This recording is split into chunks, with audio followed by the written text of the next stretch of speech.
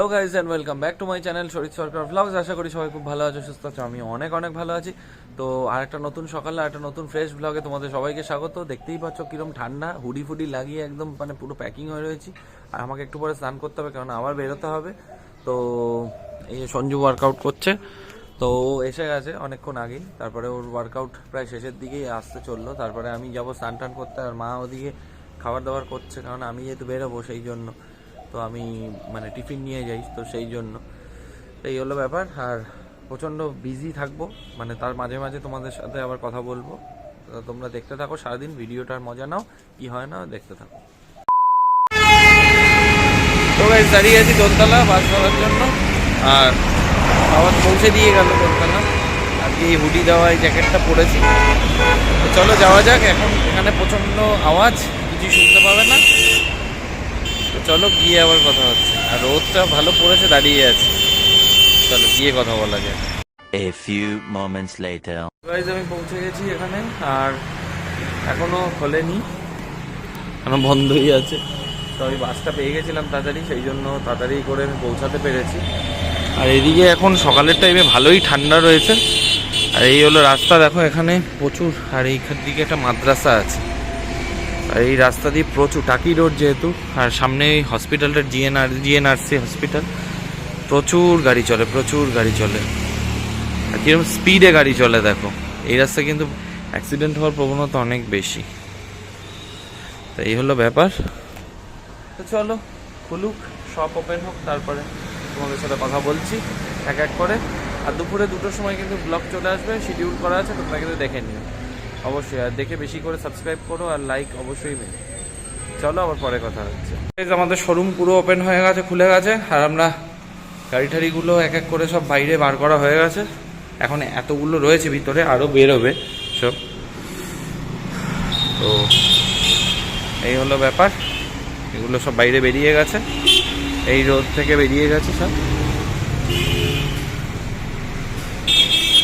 তো আমরা একটা চা খেতে দাঁড়িয়েছি, চাটা খাওয়া যাক, কেননা ঠান্ডার মধ্যে একটু টি ব্রেক দরকার। চা খেয়ে। আর এই যে আমার পার্টনার, চলো। ও কথা বলছে অ্যাকচুয়ালি, ও আর একটা শোরুম যেটা কুলুপাড়াতে আছে ওটাতে আছে ও ম্যানেজার।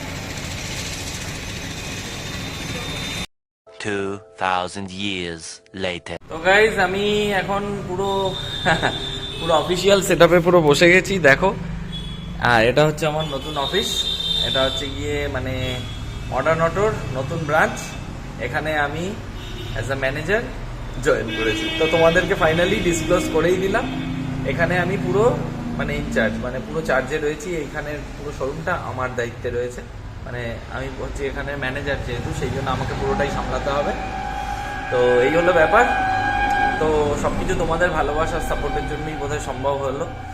তো তোমরা উইশ করো আমি যাতে আগামী দিনগুলো আরও ভালো করে কাজের জায়গাতে ভালো করে এক্সিকিউট করে যেতে পারি, আর দাদার মন জয় করতে পারি নিজের কাজের মাধ্যমে। তো আমাকে কংগ্রাচুলেট করতে কিন্তু ভুলো না। আর তার সাথে ইউটিউবটাও চলবে। এখন যেহেতু সকালের টাইমে আমি সিস্টেম অন করে দিয়েছি, তো সিস্টেম অন করা হয়ে গেছে। সিস্টেম অন করে আমি এখন রেডি করলাম সিস্টেমটাকে। তো ওই সুদীপ যে ছিল, ও হচ্ছে ওই ব্রাঞ্চের ম্যানেজার আছে, ওর সাথে আমার খুব ভালো বন্ধুত্ব হয়ে গেছে, মানে আর কোনো সমস্যাই নেই। আর ও এলএনটি ফিনান্সটাও দেখে। তার যদি এলএনটি ফিনান্স থেকে গাড়ি মানে ফিনান্স করার হয়, তো ও করে দিতে পারবে, কোনো অসুবিধা নেই। আর তোমাদের কারোর গাড়ির রিকোয়ারমেন্ট থাকলে অবশ্যই কিন্তু আমার সাথে কন্ট্যাক্ট করতে পারো।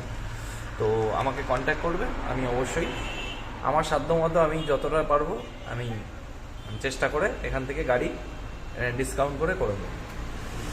কারো গাড়ি লাগলে চলে এসো। তো ঠিক আছে, চলো এখন বসি। একটা ছেলে আসবে শোরুম থেকে, ওই শোরুম থেকে। A few moments later. তো গাইস এটা হচ্ছে R15 এর একদম নিউ এডিশন, রেড কালার।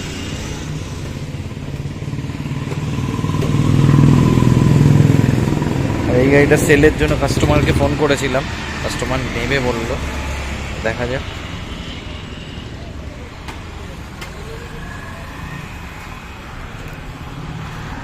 তো এই পালসারটা এসছে আজকে ওই শোরুম থেকে। তো এই পালসারটাকে মানে স্টকে এন্ট্রি করে নিলাম সব ডিটেলসটা।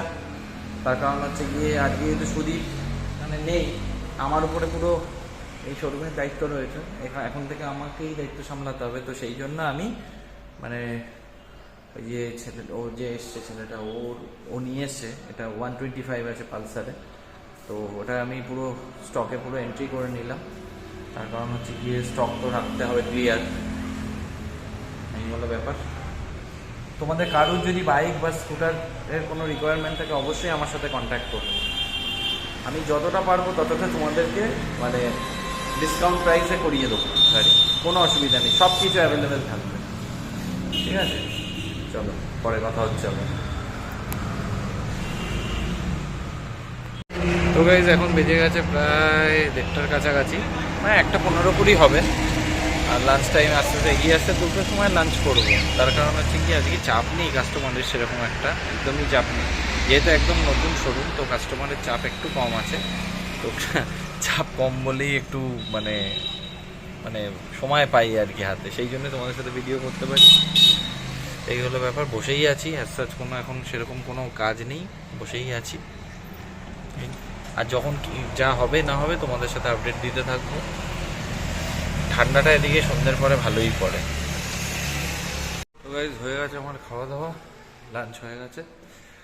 লাঞ্চ হয়ে যাওয়ার পর এখন আমরা দুজনেই রয়েছি। আর এখন মানে কাস্টমারেরও চাপ নেই, রয়েছি। আর এই খাওয়া দাওয়া করলাম, ও খেলো, ও পিডিআইতে রয়েছে, ও ফিটিংসে, নতুন গাড়ি যা যাবে ফিটিংসে রয়েছে। গাড়ি টাড়ি তোলা টোলা যা যা আছে সাফ ঠাপ করা, ওর জন্য ও আছে। আর বিলিং ফিলিং সব আমার, যেহেতু এই ব্রাঞ্চের ম্যানেজার যেহেতু আমাকে করেছে সেই জন্য সবই আমার দায়িত্ব। আর এখন আমি ইয়ে করব, মানে লাঞ্চ করলাম, লাঞ্চ করে ওয়াশরুম গিয়ে সব মানে পুরো ফ্রেশ হয়ে এলাম। এখন বসেই থাকবো, কাস্টমার যখন আসবে দেখতে হবে। আর কাস্টমার না আসলে তো বসে থাকাই কাজ, মানে অ্যাকচুয়ালি মানে সেই অর্থে মানে কাজের কোনো প্রেশারই নেই সেইভাবে। এই হলো ব্যাপার, চলো। তো গাইজ অনেকক্ষণ ধরেই বসে রয়েছি আর সময় কাটছে না, একটু তোমাদের সাথে কথা বলি।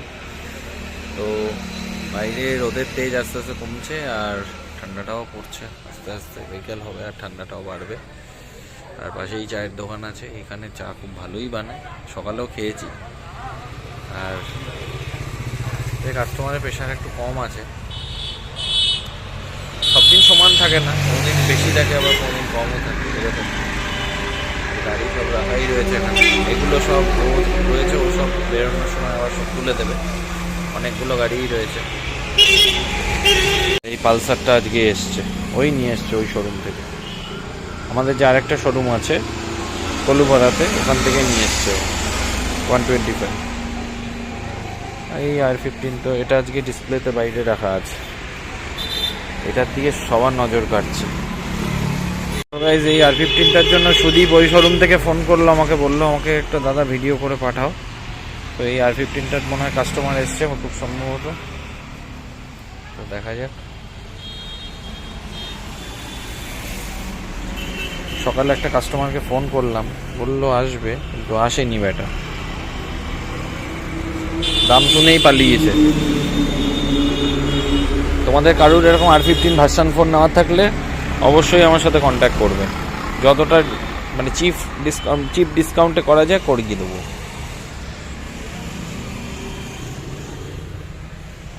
কালারটাও দারুণ। তো গাইস সন্ধ্যের সময় আমাদের শোরুমের ভিউটা দেখো, লাইটগুলো জ্বালিয়ে দিয়েছে ও, আমি বললাম এদিকে সব লাইট সব এলইডি, এখানেও একটা, আর শোরুমের ভিতরেও সব জ্বালিয়ে দেওয়া হয়েছে। দেখো এই R15টা দেখার জন্য ভিড়ে ভিড়।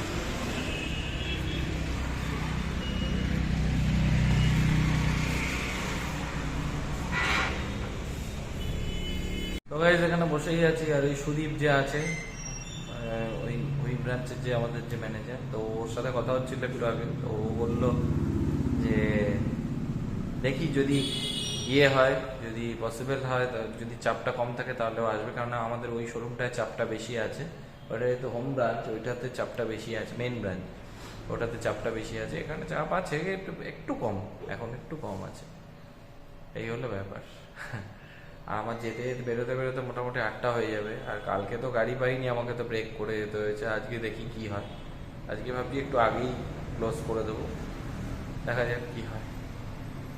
আমাদের শোরুম বন্ধ হওয়ার টাইম হয়ে গেছে, আরও গাড়ি তুলে দিচ্ছে, সব সব গাড়ি উঠে যাচ্ছে সব, আর এই কটা আছে তুলে দেবো। আর আমাকে তারপর বেরোতে হবে, গাড়ি কম একদম, এখান থেকে আমাকে মনে হয় অটোতেই যেতে হবে, দেখা যাক কি করা যায়। 1 hour later. আমি চলে এসেছি অনেকক্ষণ আগে, আর আজকে একটু তাড়াতাড়ি বাড়িতে এসেছি, থ্যাংক গড। তার কারণ হচ্ছে গিয়ে যা মানে কালকে যা অবস্থা হয়েছিল, এবার থেকে আমাকে বলেই দেওয়া হয়েছে, দাদা আমাকে বলেই দিয়েছে 8টায় আমার মানে শোরুম অফ করে দিতে, মানে যে ছেলেটা থাকবে কালকে থেকে পিডিআই এর, আজকে তো যে ছেলেটা ছিল ও কালকে নাও থাকতে পারে, কারণ ও অ্যাকচুয়ালি টেকনিশিয়ান, ও ওই শোরুমে আমাদের যে মেইন ব্রাঞ্চ কুলুপাড়াতে ও হচ্ছে গিয়ে মানে ওখানে সার্ভিসিং করে, টেকনিশিয়ান। তো যেহেতু আমাদের ম্যান পাওয়ার কম রয়েছে, তো যে ছেলেটা ওই ছেলেটা ছুটিতে রয়েছে, তো ও কালকে হয়তো আসবে। ও যদি কালকে আসে তাহলে আর আজকে এসেছিল সে আর আসবে না। তো আমি আজকে ওকে দিয়ে অনেক কিছু পরিষ্কার টরিষ্কার করিয়েছি ভিতরে, কেননা মানে নোংরা হয়েছিল ভিতরে কয়েকটা জায়গা, মানে চ্যাংড়া ছেলে হলে যা হয়, দায়িত্ব দেওয়া ছিল এতদিন কিছু করেনি, মানে যে ম্যানেজার ছিল সেও কিছু করেনি, কোনো শুধু বসে বসে গায়ে হাওয়া লাগিয়ে মানে গল্প আড্ডা দিয়ে কাটাতো। কিন্তু আমার ক্ষেত্রে তো তা হবে না, আমি কাজের জায়গায় মারাত্মক সিনসিয়ার। আমি বলছি সবকিছু ঠিকঠাক করে একদম ঝা চকচকে থাকতে হবে, ব্যাস, যাতে যাতে কাস্টমার এসে কোনোভাবে আনস্যাটিসফাইড না হয়। তো যাই হোক, এই হলো ব্যাপার। আর কালকে থেকে আমি 8টার মধ্যে বেরিয়ে যাব, আর আমাকে আসার সময় অটো করেই আসতে হবে, কারণ আমাকে আমাকে বারাসাত বা এই চাপাডালি মোড় আমাকে অটোতে এসেই আমাকে তারপরে ওখান থেকে বাস ধরতে হবে। যাই হোক, সেটা কোনো বড় প্রবলেম না। আর দোলতলা থেকে তো বাবা আমাকে পিক আপ করেই নেয়, কোনো অসুবিধা হয় না। তো আমাকে কিন্তু ইনস্টাগ্রামে তোমরা ফলো করতে ভুলো না, শরীর_সরকার, লিঙ্ক ডেসক্রিপশনে দেওয়া আছে, ওখান থেকে ফলো করে নাও। আর আজকে কি কি গাড়ি তোমাদের তো দেখিয়েই দিলাম। আর কারুর যদি, আমি বারবার করে তোমাদেরকে বলছি, কারুর যদি গাড়ির কোনো রিকোয়ারমেন্ট থাকে, হ্যাঁ আমি শুধু এখানে জয়েন করেছি বলে তার জন্য নয়, মানে তোমরা মানে প্রচুর ডিসকাউন্ট, হিউজ ডিসকাউন্টে কিন্তু গাড়ি পেয়ে যাবে। আর এটা কিন্তু আমি কোনো প্রমোশন করছি না, তার কারণ হচ্ছে আমি যেহেতু এখানে মানে চাকরিটা পেয়েছি, চাকরিটা করছি, এবং খুব ভালো চাকরি পেয়েছি, মানে সব থেকে বড় কথা হচ্ছে আমার মনের মতো একটা চাকরি পেয়েছি, মানে আমি এরকমই একটা চাকরি আমি সবসময় খুঁজতাম। তো গাড়ির সাথে থাকতে জানোই আমার খুব সবসময়ই ভালো লাগে। তারপরে তোমাদের যদি কারোর সত্যিকারে গাড়ির যদি রিকোয়ারমেন্ট থাকে, যে কোনো ব্র্যান্ড, রয়্যাল এনফিল্ড থেকে শুরু করে ইএসডি, যাওয়া, Yamaha, Honda, Suzuki, TVS, hero, যা যা রেকমেন্ডেশন আছে, বাজাজ, মানে রিকোয়ারমেন্ট যার যা আছে, আমাকে অবশ্যই জানাবে, জানালে পরে আমি তোমাদেরকে বলে দেবো। আর ঠিকানা তো তোমাদের ইন্টারেস্টেড থাকলে আমাকে আমাকে কমেন্ট করবে, আমি তোমাদেরকে অ্যাড্রেস দিয়ে দেবো, তোমরা এসে মানে ওখানে ভিজিট করতে পারো। আর এইটুকু বলতে পারি, তোমরা আলটিমেট গেনারই হবে, কেননা ডিলারের থেকেও আমরা কিন্তু অনেক কমে কিন্তু গাড়ি, চিপ রেটে কিন্তু গাড়ি দিচ্ছি। আর যে কালার বলবে সেই কালারও অ্যাভেলেবেল এসে যায়। এই হলো ব্যাপার। আবার এইটা শুনে অনেকে আবার কমেন্ট করে বসো না যে তুমি চাকরি করছো বলে প্রমোশন করছো, মানে বলছো না, সেটা একেবারেই না।